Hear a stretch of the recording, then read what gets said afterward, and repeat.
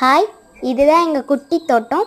இந்த தோட்டத்தில் வாழை மரம், வெண்டைக்காய், கொத்தரங்காய், அவரைக்காய், பீக்கங்காய், முள்ளங்கி, கத்தரிக்காய், தக்காளி,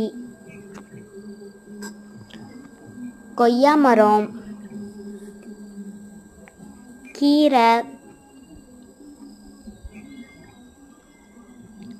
பீக்கங்காய், புடலங்காய்,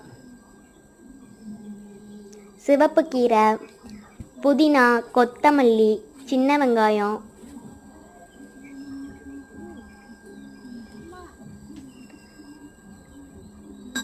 உருளைக்கிழங்கு,